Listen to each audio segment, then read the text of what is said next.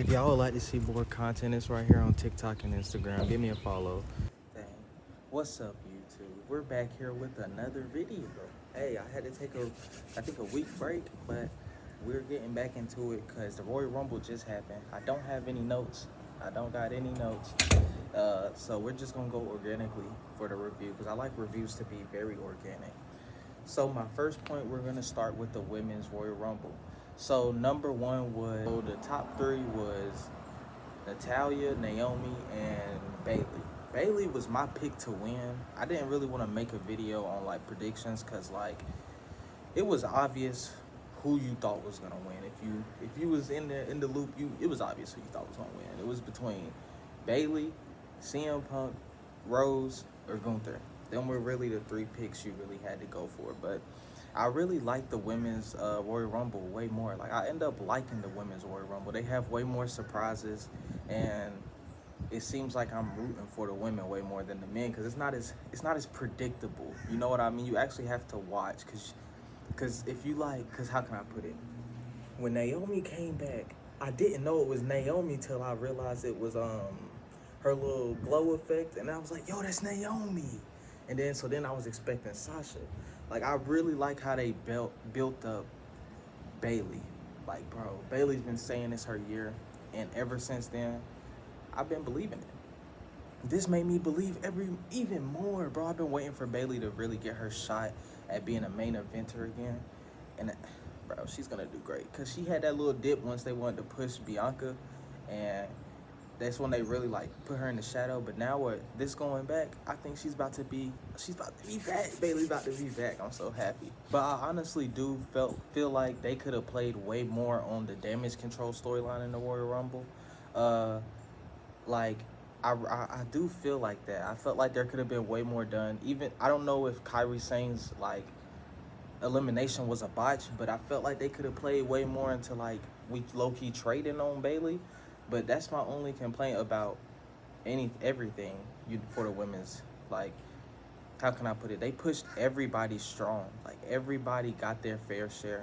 Like I wish I watched the Impact enough to know the women's champion for Impact, but she made me want to watch Impact even more. Hands down, she made me want to watch Impact even more. She was running like, bro, she's a strong girl. I don't know who she is, and I don't know her name, but when she came out with the title, I said, that's TNA. And then she went ahead and put on a strong performance on the Royal Rumble. She definitely, I'm tuning in on Thursdays. I was thinking about it, and she definitely made me. So I felt like everybody was strong in the Royal Rumble. Jade Cargill, I wasn't even expecting Jade Cargill to come out. And I'm glad they let it fly under the radar. So when she came back, it was way more important. Like, oh my God, her standoff with Bianca Belair. Cook, bro. I can't wait to see what they got for this year's WrestleMania. They did so good with like putting everybody in everybody's face, if that makes sense. Everybody in the women's Royal Rumble, like they all had a standoff with each other that mattered.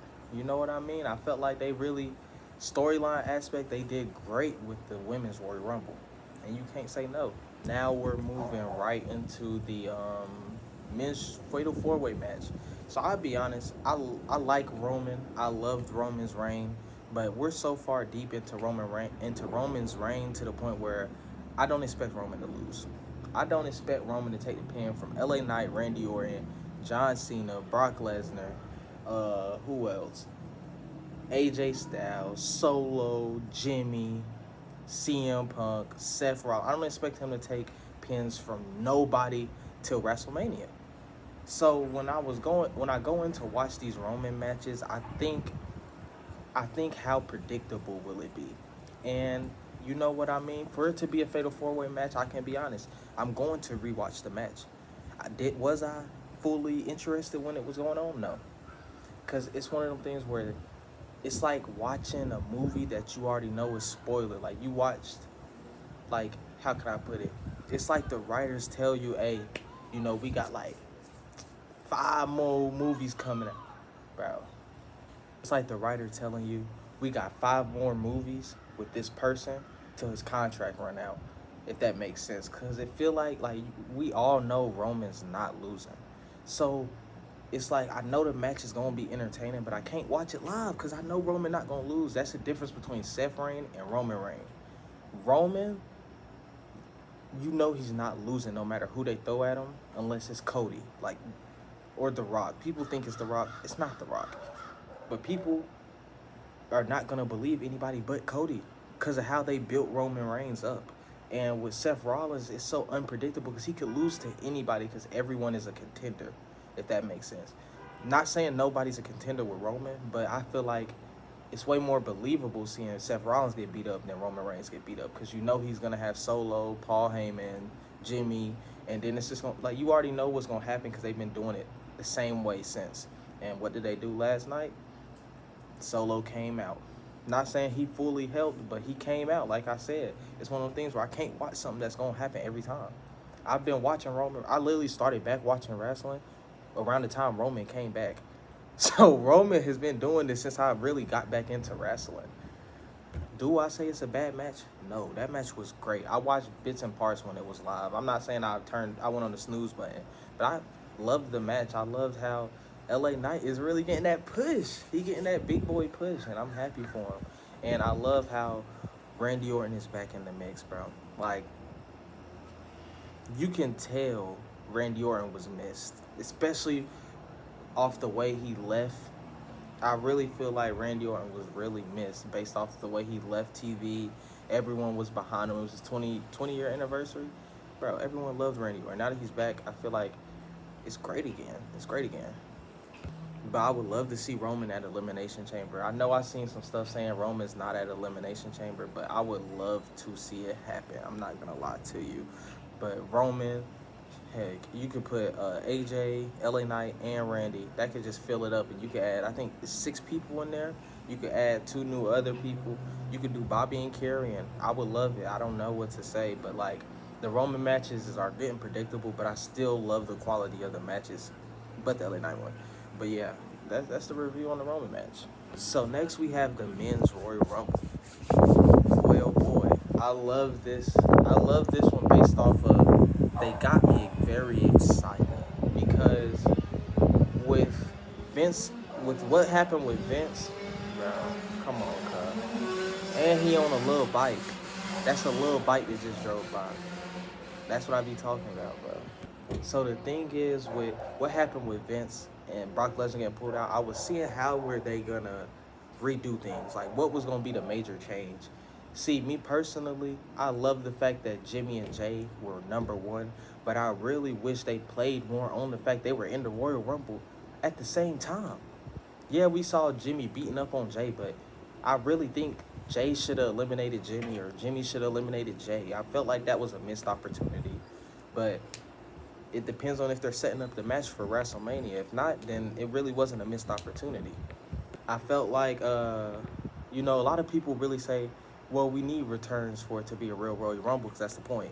But in all actuality, or in all just being real, like, I say homegrown talent is way more better. I'd rather see a WrestleMania where, a Royal Rumble where the women, it's just homegrown talent, because that's really what the women are. Like, the women's roster is too stacked for us to have legend after legend after legend. Same with the men's roster. Like, I say my only disappointed numbers was Pat McAfee, because that was complete bullcrap. I thought he was Brock Lesnar's pick, but they said it was Braun Breaker. Now that I know it's Braun Breaker, I'm not mad at how Braun Breaker treated that Onyx. Yeah, I don't feel bad about how Braun Breaker eliminated everybody, because at first I was iffy because he eliminated Finn Balor and Jimmy. But now that they said that was supposed to be Brock Lesnar, I don't have a problem because that was perfect. That was perfect. They used Braun Breaker perfect because I was like, hey, you getting homegrown talent over, I guess. I was like, dang, he ain't had to do Finn like that. But yeah, I was only disappointed in Pat McAfee, Ricochet, and Sami Zayn. And I'll tell you why. Pat McAfee, that was so wasted. You could have put an NXT talent in. You could have put Ricochet in earlier. Like, bro, I feel like there was really, like, it was a funny moment, but nothing but a laugh but we got R-Truth for that. So It was one of the things where it's like we didn't need that. That wasn't needed at all. So, because me and my little brother, we thought that that was initially for Brock Lesnar to be in at that point, and that's why Pat McAfee would do that. It made way more sense then. Yeah, Brian Breaker wasn't, so it would make way more sense for the Pat McAfee thing to happen. But at the same time, even if Brock Lesnar was there, it still would have not have made no sense because you could have put Trick Williams in, someone like Dragon Lee. So you could have put the new NXT North American champion. What is his name? Fuma? I forgot. I don't know, bro. But you could have put anybody in, but you wasted it on Pat McAfee getting a laugh. And then the Ricochet part, I really wasn't expecting Ricochet to come out so late. So it's one of them things where it's like, how can I put it? I'm not a Ricochet fan, but I'm not a Ricochet hater. But I sure don't like to see Ricochet at 28, okay? So it was one of the things where I was like, we wasted a pick here, but it's Ricochet. He's going to do his thing, so it's not like it's a bad thing because it's Ricochet. And he's a professional, so it's not like he's going to mess up. It's just one of the things where I wish it was someone else. Now down to my last complaint is Sami Zayn. I wasn't expecting it. I was really expecting Sami Zayn to come sometime earlier, and once it didn't happen, I wrote it off. So then when he came out at number 30, I was like, dang, it was one of those things where it's like, I feel bad because I don't like not liking Sami Zayn. I like Sami Zayn, but it's one of them things where it's like they played themselves with this one. It's one of those things where they put Sami at number 30, and they knew they was trying to, like, bro, I got one more complaint after this. After I realized that, they put Sami at number 30 and threw him out there quick when they could have put Sami at Pat McAfee's spot, Ricochet spot, and let Sami get way more time in the ring. I felt like that was really wasted, the number 30 spot. But you got to do what you got to do. And also, the speed, bro. We were running through the men's Royal Rumble. Bro, it's like once you got your little hard cam, number 10 was already counting down, bro. Like, you already seen the 10 up there, and it was already counting down after you got your little hard count hit.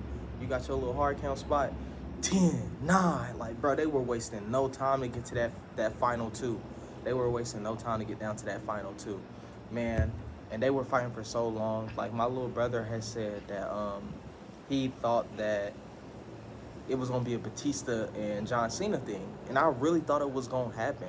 Like, once he said that, I believed it, because they were bullshitting to the point where it's like, how was the finish gonna go?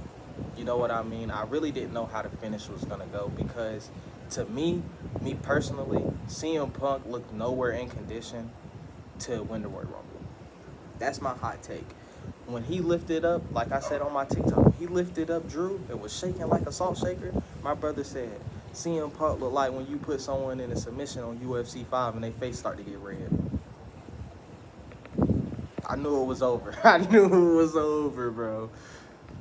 And so it was one of those things where it's like, I was being realistic. Look at the shape of CM Punk compared to Cody Rhodes. CM Punk's not throwing Cody Rhodes over the top rope. So I was really trying to sit down and watch it for what it was, because it was a stressful one. It was either, I really thought CM Punk was going to win. Like, because Cody's superhero. That's Super Cody. That's Aura Cody. So Cody can easily just go to Elimination Chamber and win. So I thought they wasn't going to make it difficult for CM Punk, but now that means we have to see something from CM Punk at Elimination Chamber, or he's not going to WrestleMania. But it was perfect. Like, I felt like the final 2 was so perfect. It made me stress. It made me sit down and watch, and that's what you need when it comes to a final 2, even down to the final 3. But I honestly feel like Gunther talked too much junk to get eliminated that easy by the same person. And earlier, like, you got eliminated in number 3. You got eliminated in the last 3. Last time you was eliminated in the final 2. You got to do better, bro. You was talking too much junk, and you are IC champion. Come on, cuz. If I was Cody, I'm cashing in. I'm putting that thing on Gunther. You forgot Cody is he revived the IC title at one point in time. Little kid me says that. But Cody Rhodes brought back one of the titles. So if Cody really like on some like, I don't care, I'm just gonna get a title, cash it in on Gunther. You beat him twice. Do it. Do what you gotta do.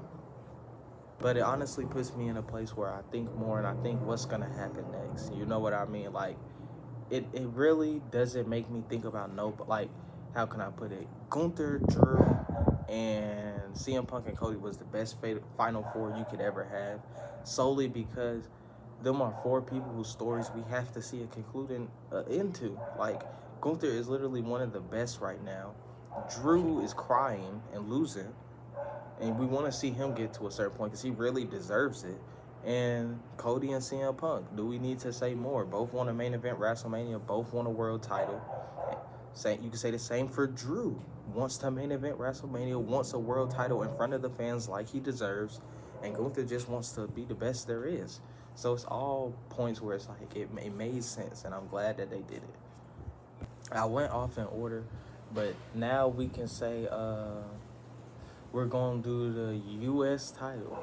This match was one of them where my expectations were high, but it still blew my expectations out the room. I thought it was going to be less than it was, and then they grabbed my attention. Logan Paul is great. Like I said in my last TikTok, Logan Paul knows how to make me believe, knows how to make me forget he is. Hold on, I'm gonna let the wind pass by. Look at that. Okay.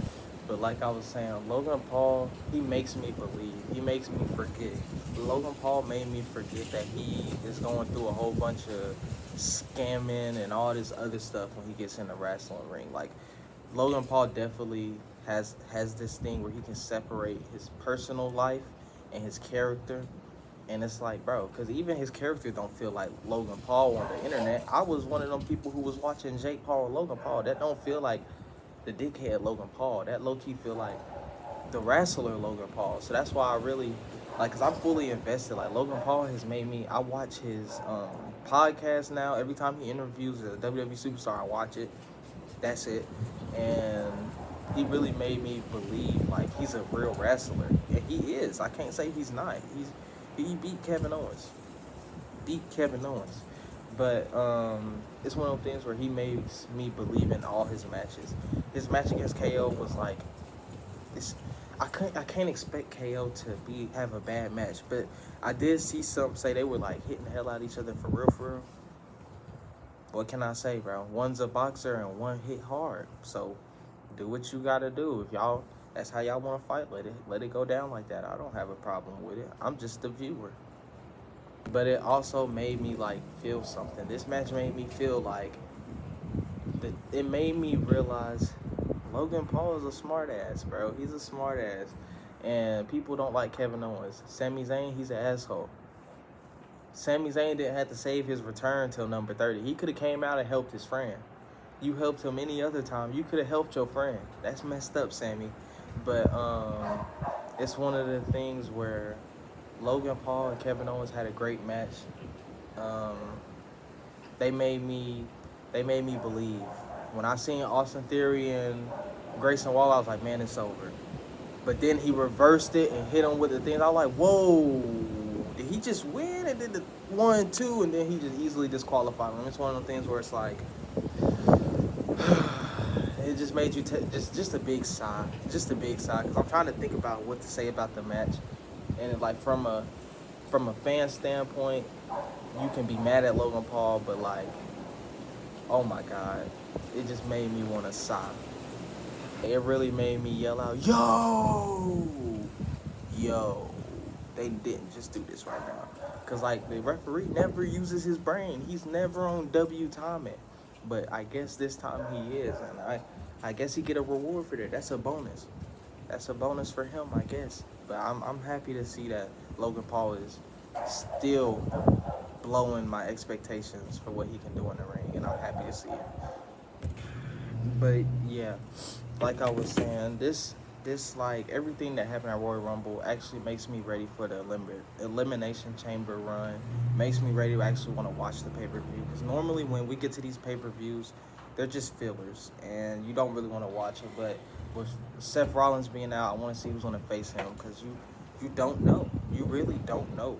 Like, so I actually want to see what's going to happen next, and I'm happy it makes me say I want to see what's going to happen next.